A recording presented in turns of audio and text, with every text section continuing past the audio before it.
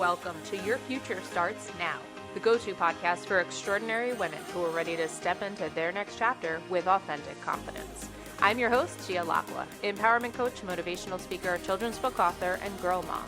Whether you're a corporate powerhouse or an entrepreneur, this show is designed for you. Your Future Starts Now is more than just a podcast. It's a movement towards rewriting the rules of success for high-achieving women. Are you ready to get unstuck and step into your next chapter? If so, you're exactly where you need to be. Your future starts now. Welcome to Your Future Starts Now. I'm your host, Gia Lacqua. I want to thank you for tuning in today. I am so excited to introduce you to Anna Lundberg. Anna is an internationally recognized authority in designing and building successful careers in businesses that prioritize personal well-being and fulfillment. As the founder of One Step Outside, Anna empowers experienced professionals around the world to achieve a lifestyle of freedom, flexibility, and success unconstrained by the limitations of the conventional 9-to-5 and without sacrificing health and personal relationships. Anna is the host of the Reimagining Success podcast and the author of Leaving the Corporate 9-to-5 and Outside of the 9-to-5. Anna, thank you for being here. Welcome to the show. Thank you, Gia, for having me. I'm really excited to dig into these topics with you. I am so excited. You and I both have a passion for talking about reimagining success and the work that we do. So I'm really excited to jump into that topic. We're also going to talk about work-life integration. But before we do, tell our listeners a little bit about your backstory, your personal journey, and how you got to where you are today. Yeah, absolutely. So as you can hear, well, at least I grew up in the UK. I lived in Geneva and Switzerland for some time. I'm actually Swedish. My parents are Swedish, so a bit of a mix. But I'm talking to you now from our newly renovated house here in Poole, Dorset, which is on the south coast of England. So the last few years, my partner and I moved out of London thanks to a combination of young children and COVID and flexible working that allowed us to do that. So we're now in this beautiful space. I love this office. I work so well here compared to years of sort of being squished into a corner somewhere. And I've got the view of the ocean there. So very happy to be where I am now. I started my career in marketing, corporate marketing in the big American organization, Procter & Gamble. I sort of landed there accidentally, as a lot of people do in their careers. I'd studied something completely different. So there was always a bit of a disconnect between where I thought I should be and where I ended up. I never regret those years, though, because it really was what opened all the doors to everything I've done since. But I left there in 2013, so over a decade ago.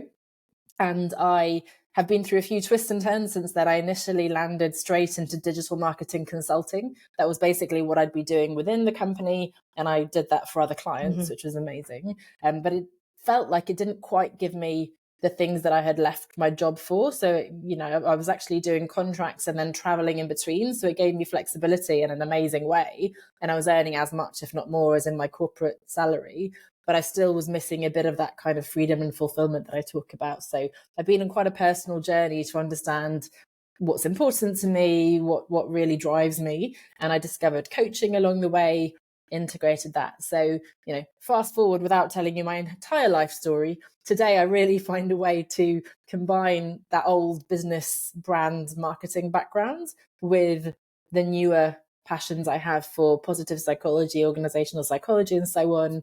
I've written a few books, which is always a life goal of mine. And as I said, I live by the sea. So, it's a journey, a roller coaster, as they say, but I wouldn't have it any other way. So I've really enjoyed the process of getting here. And it's quite exciting now to think, okay, what's the next decade going to look like? Mm-hmm. So incredible. What a beautiful story. I love that. And I love how you said you still cherish the time that you did spend in your corporate career and those building blocks, right? Because it brought you to where you are today. Right. Yeah, and I think it's so easy to demonize, especially, you mentioned my books are talking about historically leaving that environment. But most of us, I think, well, it's difficult to express, but I think it doesn't mean that we have to leave that environment. First of all, there are some incredible organizations now. Not all of us are designed to work for ourselves, and it can be a very challenging thing to do, right? So the answer is not quitting your job. And I'm really passionate about helping people find fulfillment and joy and satisfaction and balance and all these really hard things to achieve, but within the 9-to-5 structure in a strange way. So it's a really interesting dichotomy and sort of complex thing to get into, but I think one that's so important to pursue. Yeah. And to your point, there's so many women who feel that sense of, I refer to it as overwhelmed and unfulfilled, right? We're doing all the things, constantly busy and meeting, society's definition of success, but we're feeling like something is lacking. We're feeling like something is missing, and we're not quite sure what it is. And so then we find ourselves chasing, but what are we chasing? And so I would love to dig into this topic of the concept of women can have it all. It's a big one, it's a tough one, and there's a lot of different opinions on it. And I think at one point, obviously it served us in our evolution. But I would love to know your take on, because you mentioned, having all these things now, but right, it took you a while to get there. And so um, I'm curious as to your take on the concept of, women can have it all. Yeah, absolutely. And I think to pick up on what you were just saying about this sort of busy work and so on, I think this strikes at two levels. One is the big picture when we talk about definition of success, purpose, meaning of life kind of things, which is very exciting, but also quite overwhelming. And then you've got the day-to-day drudgery of admin and busy work and stress and so on. So I think there's two levels that you kind of need to address, and there's an impact on both. Having it all, it's such an interesting one. I have this debate with people. I had a friend, I stayed with some friends earlier this week when I was in London delivering some workshops, and the husband there is in private equity and works incredibly hard, earns a lot of money, doesn't share my beliefs, I think, around work-life integration and so on. On the other hand, you have the extremes of the spectrum, right? And I think what's important, and it makes it harder to sort of really fly the flag for something, but I never want to impose my way of life and philosophy on other people. My whole point is you decide. So if that is for you, if it's important to you to earn a load of money, to provide your family, and you think this is the best way to do that, then please do that. People who don't want to have children, those who don't want to work and want to stay at home and only be with their children, there's the full range. And that's why you just need to be intentional and proactive about making the decisions that work for you. Having said all that, I really do believe that it is possible to achieve incredible, ambitious career goals and fulfillment and so on, and be a parent. I believe it's possible to pursue those ambitious goals without burning out, without divorce, without, not seeing our children.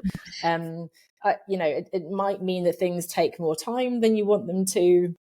Being kind to myself and compassionate, and not working late into the night when I'm too tired, and stopping when I have to pick the kids up from school, and, managing my time and energy in a more gentle way. I can see how that can seem like I'm not as ambitious, but at the same time, I'm able to exercise and go for runs and be with kids, and also write books and earn money and talk to you and so on. And that's the ongoing delicate balance that you need to get right. And sometimes, I went through what I call my hippie phase, when I was living my best life and not earning a lot of money, and then it can swing and you're earning a lot of money, and then the balance has gone too much in sort of stress and that end of the spectrum. So it's never a one and done, well, hey, I've achieved it. It's an ongoing negotiation of those things. But to answer your question once and for all, yes, absolutely, I believe we can have everything that is important to us. So not everything, we can't have it all. But if we really, truly ask ourselves, what are the things, the people that are really important to us, what really matters? Yes, we can absolutely have those things, those people being important. Totally agree. I think it's such an important distinction. It's not necessarily about having everything and having it all. It's about, to your point, really identifying what's important to us, what is meaningful to us, and then building a life around that, right? And in the context of being a mother, it's such an interesting time for me, as it is for everyone. My kids are 3 and 4 now, so my daughter started school here this year, and my son is sort of finally sleeping a bit better, and is at nursery and kindergarten like 4 days a week. So I have more time and energy now for work, which is great. And obviously they're out of the hardest sort of newborn phase. Having said all that, pre-kids and pre-meeting my partner, I was living my best life. That was, I was paddleboarding down the Mississippi. Somebody said they're getting married in Istanbul. Sure, I'll be there. I was so spontaneous. I didn't get any migraines. I tend to get migraines when I'm stressed. I was happy. I had good posture. From physically, mentally, emotionally, everything was just amazing. And it is I look back on that time fondly, and I know that lifestyle is not compatible. I know lots of people travel and backpack with their kids and so on. That's not what I want for myself right now.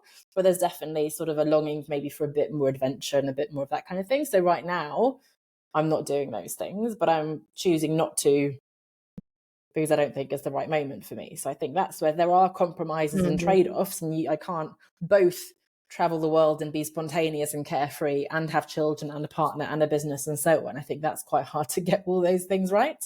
But there is sort of a time, a moment, a season in your life when the sort of balance swings more in one way or another. And I think that's okay, as long as, again, you're sort of making those choices consciously and recognizing that maybe now is not the time to travel all around the world, or now is not the time to write a best-selling book, perhaps, if you're not sleeping well because your baby's just been born or whatever. So I think those choices are important, and understanding that you can't do everything at the same time.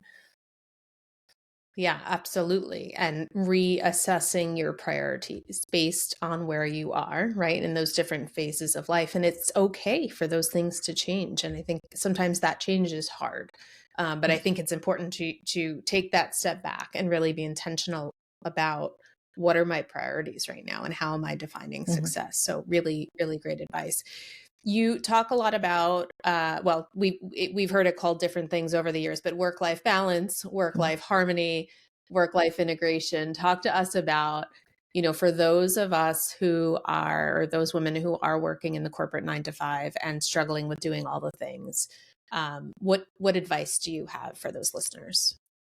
Yes, it's an interesting one. I was just doing a personal productivity workshop for a team of salespeople in corporate earlier this week, and there's such an interesting mix of attitudes and thoughts and what is and isn't possible within that framework. Again, I perhaps naively believe that we are ultimately able to make these decisions and set boundaries and be responsible for our own time ourselves, and I think that's really important, even in the corporate context. And of course, ultimately, you could choose to leave that employer if that balance that we're looking for, the flexibility, is not available.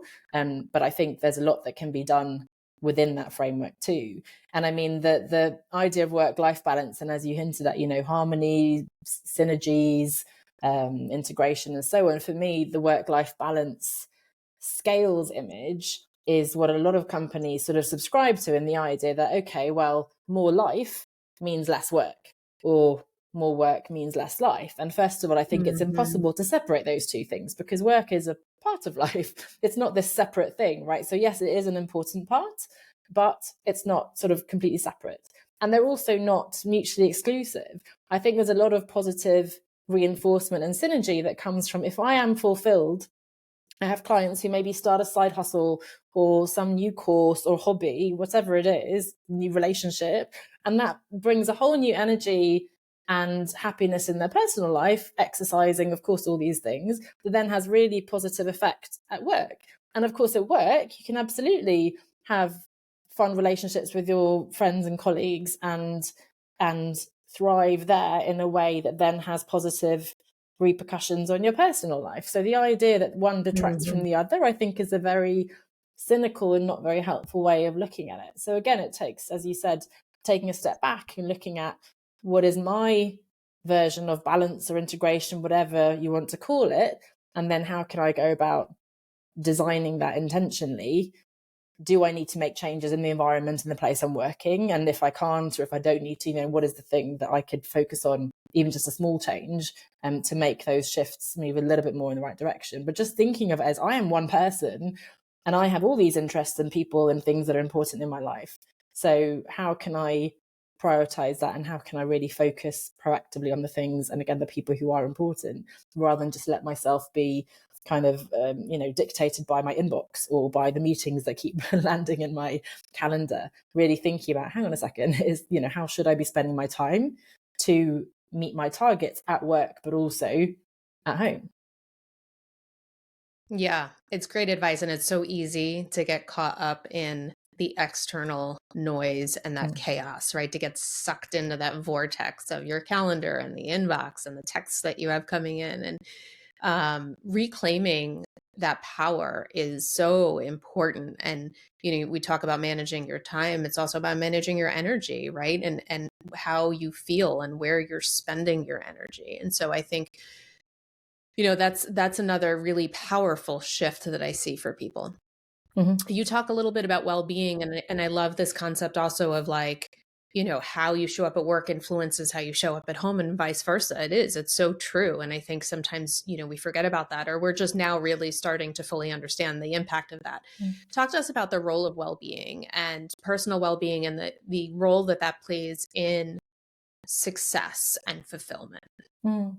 I think it almost should go without saying, but it's such a foundation of everything we do. So if you think, of course, most people will be familiar with Maslow's hierarchy. You've got kind of the basics of food and shelter and security.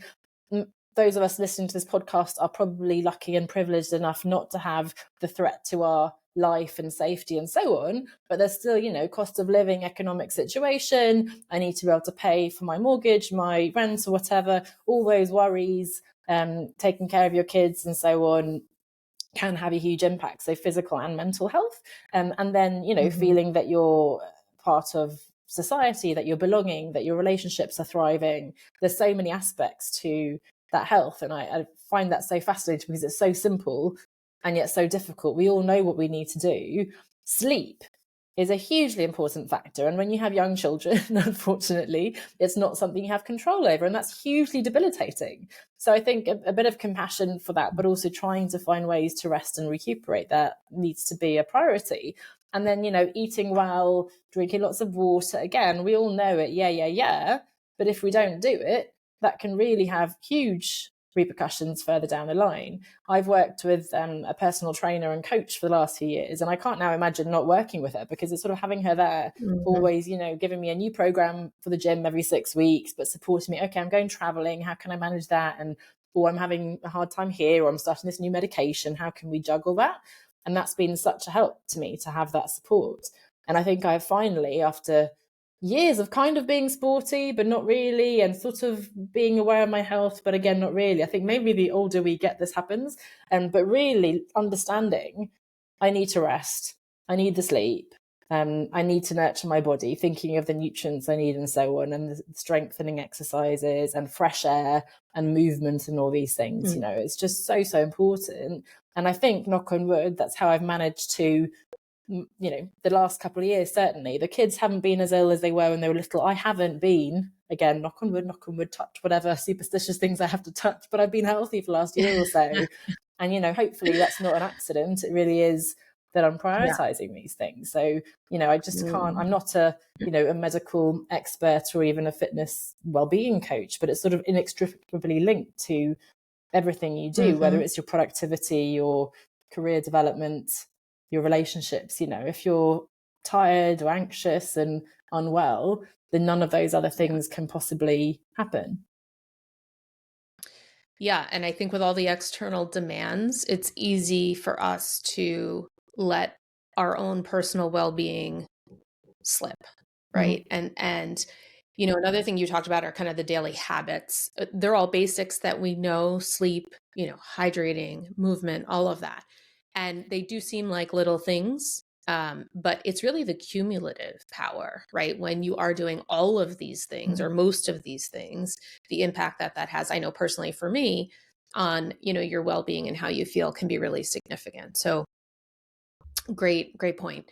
Talk to us about some of the most common challenges that you see, or in the work that you do, the most common challenges by professionals who are looking to break free from the 9-to-5 and create their own path. What are some of the biggest challenges or barriers that you see?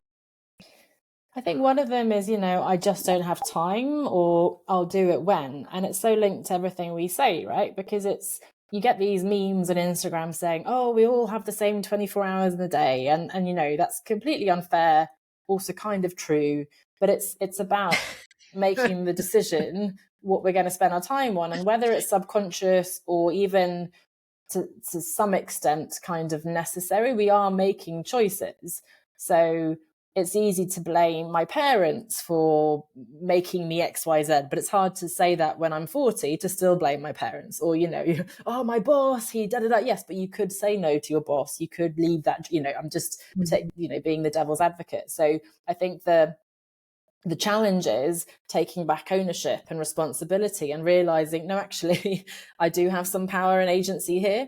I can make changes. And it could be a drastic move that you need to take, but actually, my business mentoring is called One Step Outside. It's about taking little steps. And so it could just be a weekend away or a week away, just to get a bit more perspective and look at things differently. It could be, if you're considering a new business or job or something, is there a way that you can find out more about it, do a little course, a taster, experience it before you go further down that line? You don't have to run an ultra marathon right away, right? You can start by walking a little bit, doing a little 5K, whatever. So I think that I don't have time. It is okay if you really don't have time, and that's perfectly fair. And probably you don't, let's be honest, because none of us has time. However, if that's true, but you really are, unwell, close to burnout, incredibly unhappy in your role, unfulfilled, then perhaps we need to reframe that and think about, okay, how could I reprioritize? What things can I say no to? Some things will take longer to say no to if there are obligations and responsibilities you have. You can't just drop them in one day. But where can you start saying no, creating more space and capacity so you can make some different choices? I think that's the biggest one, really. And it's so difficult, as you said, relentless demands on our attention, personal life and professional life. But if we can start reframing and questioning that, then I think so much of the rest will follow. Once we have a bit more time, then my next step would be to really think about what you want, because we get so caught up in the how. Oh my gosh, I could never start my own business, or oh, how could I possibly move into that new industry because I don't have experience, or I don't know anyone, I don't have a network, or again, I don't have time, or whatever. But there's no point in getting up in the how until we know what we want and why it's important. So really give yourself the time to explore and be curious about what really matters to you. What are your values? What is that vision for what you want your life to look like in the future? And then once you know that, I think the how, the roadmap, the steps fall into place much more easily. Because then wow, you've got kind of your North Star, you've worked out this is what I want to work towards, and then you can find a way to get there. Whereas if you start by going, oh no, how could I possibly, I don't know how, and so on, then you have that kind of fixed mindset and you'll just never do anything, because everything, if you kind of look at it through that practical lens, is going to be far too difficult or time consuming, whatever it is. So there'll always be an excuse not to do it. So I think really getting excited about what it is you want and why it's important to you will help you then find a way to get there. Yeah, there's a couple of things there I want to just hone in on. So one is you talk about the sense of personal agency and being that we are in control, right? For of a lot of things that we think we're not. So taking that step back into your personal power and reclaiming that power is an important step. The other thing is I don't have time. It is the most common, I call it a limiting belief, right? And this is a hard pill to swallow, but it's an excuse. Right? Because we have to sort of create the time for the things that we think are important. So, but it's easy to throw that around. I don't have time. And so is it that you don't have time, or is it, that you're not making it a priority? And the way I help people to reframe that is to say, in the context of your well-being, I don't have the time to take care of myself. That's a really hard thing to grapple with. And so I think it is important to look at, well, where are you spending your time and where are you spending your energy, and how do you want to shift that? The other thing that you talked about is kind of like following that sense of purpose. And so, just from personal experience, I remember sitting in my corporate office many years ago saying to myself, I want to start my own business. I think I want to start my own business. And then, the other is like the angel and the devil on my shoulder, right? The other that I had the other one saying, no, you can never do that. Stop being crazy. Right. And so it is this inner sort of fight we have with ourselves. And so I think it is important to explore whatever that itch is for you, whatever that feeling is that creeps up. And instead of suppressing it, just exploring it, right? And asking yourself, getting really curious with it and exploring what it is that's calling you. I think there's nothing worse than knowing you want to do something and not doing anything about it. Whether it was, I was in that marketing job and I told everybody, because I'd studied international development and economics, and I wanted to work at the United Nations and make an incredible impact. And instead I was selling perfume and makeup and so on. And so I kept saying, oh yeah, I really want to work at the UN. But I wasn't applying to work at the UN. I wasn't doing anything, doing a course, networking, doing anything at all to get there. Funnily enough, then I was telling someone, oh, I really want to go to South America. And he was like, why don't you? Like, huh. And then I asked my boss to take a sabbatical, went to South America for 3 months and then quit my job, which then led to, all these amazing things. I really want to write a book. That sounds exciting when you say it, but then you do nothing about it. And I think that's really interesting, the big picture versus your day to day. If I say I want to be a writer, I've written several books and this still happens to me.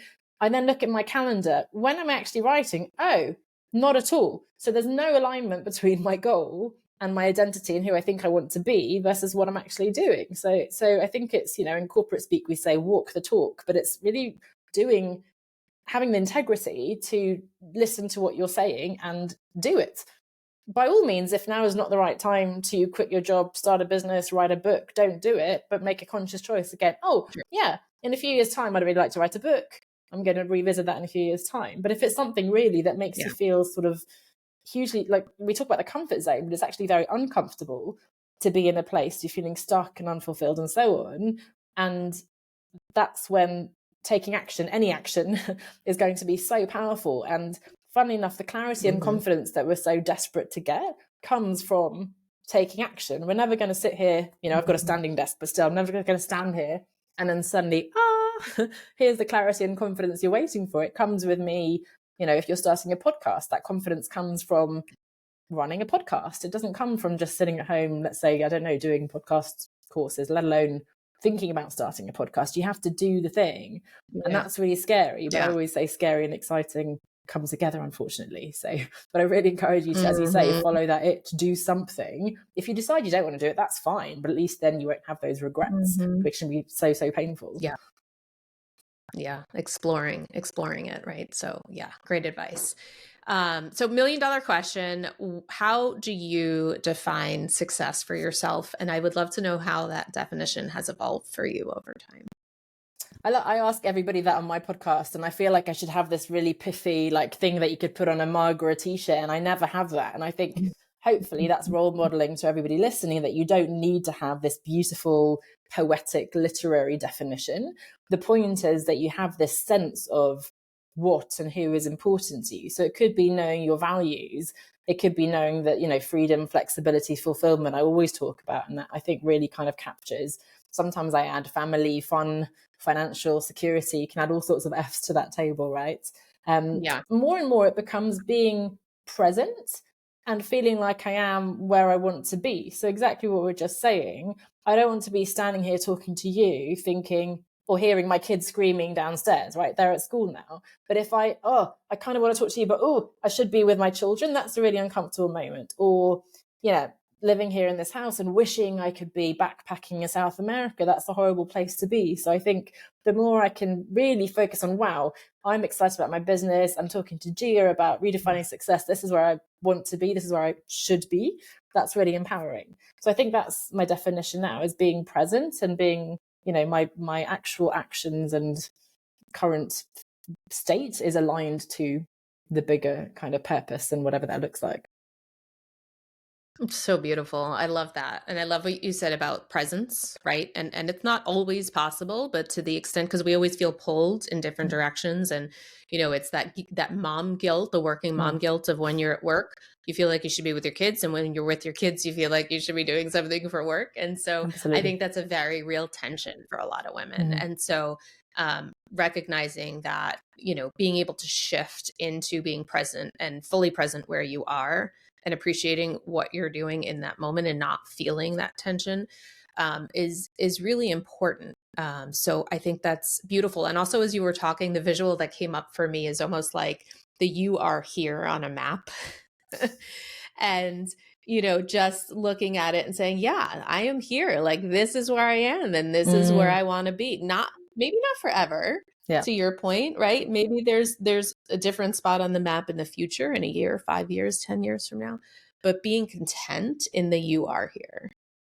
That's huge. And, it comes back to the question of having it all that you were saying before. With social media, which, by the way, of course, is the way we get distracted from the present as well. It's so easy to have that comparison syndrome, comparanoia, whatever. Oh, my goodness, she's traveling in China right now. And however, not China, maybe, but somewhere else.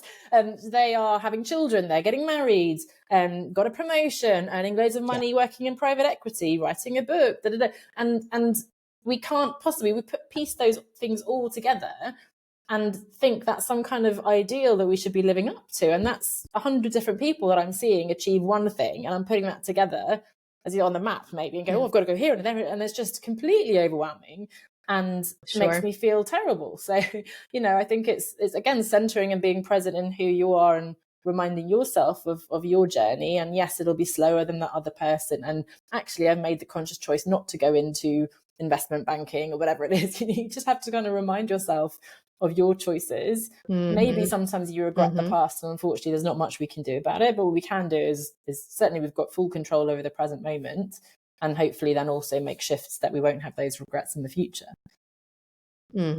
Yeah, being intentional about what your path, right? Anna, what is one thing that you want our listeners to consider doing differently or changing after listening to this episode? It's a good question, because I always worry I can give people so many exercises and things, and I don't want people to be overwhelmed, because we started by saying that we're all overwhelmed and overworked already. I think an easy one to say would be compassion, just for understanding where you are right now. So whatever you're dealing with, if it's caring responsibilities, young children, an illness in the family, or your own difficulties, just kind of recognize, as you said, I'm here on the map, that's where I am, no judgment.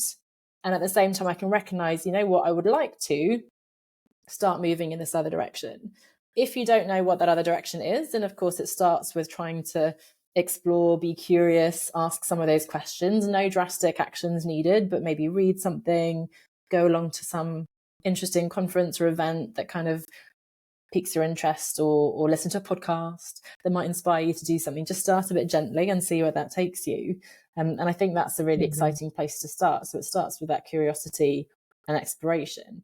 If you know exactly what you want to be doing and you're not doing anything about it, then I can only try to give you permission, not that it's mine to give, and a little nudge to do something, anything, so that you're not stuck anymore. Just take an action, pick up the phone, send an email, sign up to something, do something, so that you get out of that kind of inertia of just being really frustrated. And then you just don't know, the snowball of little actions can make a huge difference.